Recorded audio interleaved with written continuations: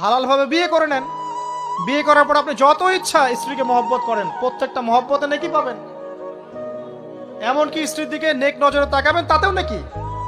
তার মুখে খাবার তুলে দেবেন, তাতেও নাকি। তার হাত ধরে হাঁটবেন, তাতেও নাকি। তাকে নিয়ে রাত্রে চাঁদ দেখবেন, তাতেও নাকি। আপনি আপনার নিয়তটাকে চেঞ্জ করেন, কাজের ডাইরেকশন চেঞ্জ। মৃত্যুর কালে সবচেয়ে বেশি অপদস্থ হয়ে মারা যায় ওই ব্যক্তি যে ব্যক্তি বিয়ে শাদী ছাড়া জীবন কাটিয়ে দেয়। বিয়ে মানুষের একটি স্বাভাবিক মানবিক প্রবৃত্তি এবং এটি আল্লাহ তাআলার ইবাদতেরও একটি মাধ্যম। রাসূলুল্লাহ সাল্লাল্লাহু আলাইহি সাল্লাম বিয়েকে দিনের অর্ধেক বলেছেন।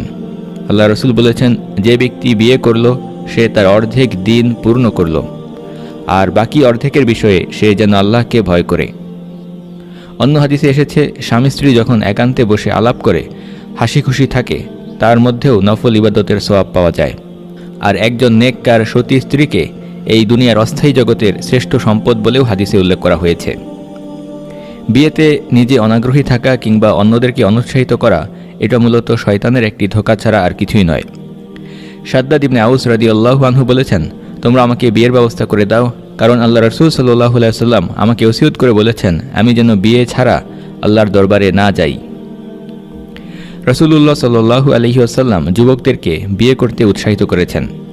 রাসূলুল্লাহ সাল্লাল্লাহু আলাইহি ওয়াসাল্লাম আমাদেরকে লক্ষ্য করে বললেন, হে যুবক সম্প্রদায়, তোমাদের মধ্যে যারা বিবাহ করার সামর্থ্য রাখো তারা যেন বিবাহ করে নেয়, কারণ বিবাহ মানুষের দৃষ্টিকে সংযত রাখে এবং যৌনতাকে সংযমী করে।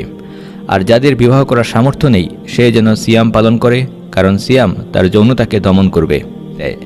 মৃত্যুর কালে সবচেয়ে বেশি অপদস্থ হয়ে মারা যায় ওই ব্যক্তি যে ব্যক্তি বিয়ে শাদী ছাড়া জীবন কাটিয়ে দেয়।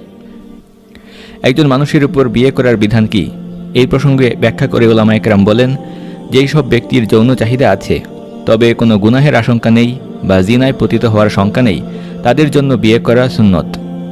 আর যাদের যৌন চাহিদা আছে এবং বিয়ে না করলে জিনায় পতিত হওয়ার আশঙ্কা রয়েছে তাদের জন্য বিবাহ করা ওয়াজিব। আর যেই সকল ব্যক্তিদের যৌন চাহিদা নেই, যেমন পুরুষত্বহীন কিংবা বয়স্ক ব্যক্তি, তাদের জন্য বিয়ে করা মুবাহ বা বৈধ। আল্লাহ তাআলা বিয়ের মাধ্যমে নারী পুরুষ স্বামী স্ত্রী উভয়ের মধ্যে সম্পর্ক স্থাপনের উপায় রেখেছেন। এই বৈবাহিক সম্পর্কের মধ্যে আল্লাহ তাআলা রেখেছেন স্বামী স্ত্রী উভয়ের জন্য শান্তির আবাস, প্রশান্তি, সুকুন, ভালোবাসা এবং রহমত। পাশাপাশি এটা মানুষের সচ্চরিত্র রক্ষার অন্যতম প্রধান উপায়। আল্লাহ তাআলা কুরআনে বলেছেন,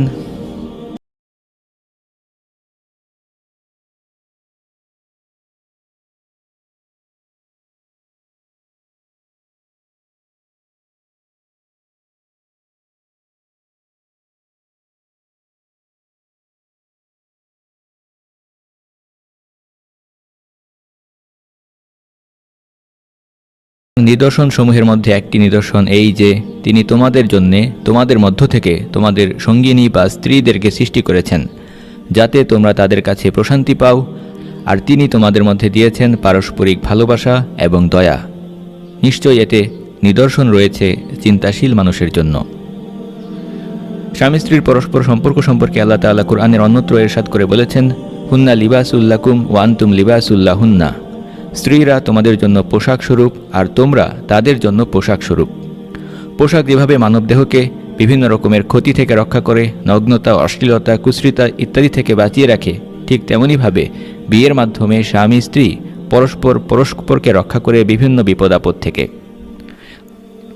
বিয়ের গুরুত্ব এবং প্রয়োজনীয়তা সম্পর্কে এই প্রসঙ্গে আরও অনেক কথাই বলা যেতে পারে, তবে আপাতত এতটুকু জেনে রাখাই আমাদের জন্য যথেষ্ট।